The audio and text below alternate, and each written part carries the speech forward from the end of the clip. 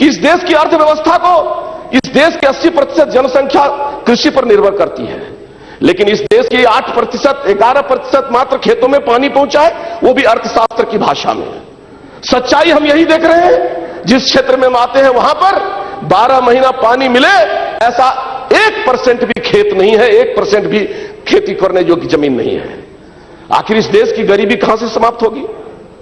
इसलिए मैं धन्यवाद देना चाहता हूं इस बार अपने वित्त मंत्री जी को और भाई नरेंद्र भाई मोदी जी को कि उन्होंने कृषि को प्राथमिकता दिया।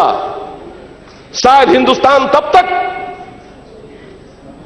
राहत का सांस नहीं लेगा जब तक इस खेत में यहां के खेतों में पानी नहीं पहुंचेगा।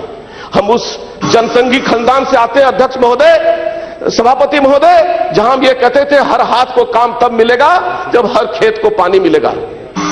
सभापति महोदय, मैं 2 मिनट में अपनी बात समाप्त करता हूं।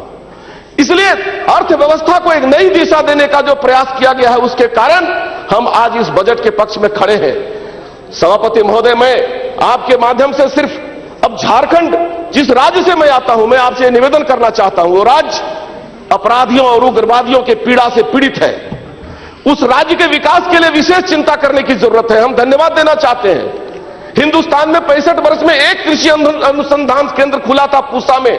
इस बार बजट में झारखंड को उसी प्रकार का एक केंद्र दिया गया और एक साथ बजट में 2 केंद्र दिए गए, एक आसाम को, एक झारखंड को। वैसे और भी संस्थान झारखंड को मिले, ये मैं आपसे प्रार्थना करना चाहता हूं।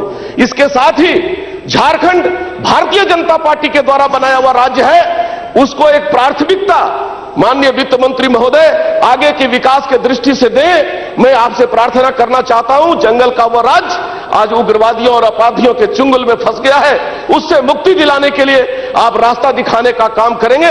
इसी भरोसे के साथ मैं इस प्रस्ताव का समर्थन करते हुए अपनी वाणी को विराम देता हूं।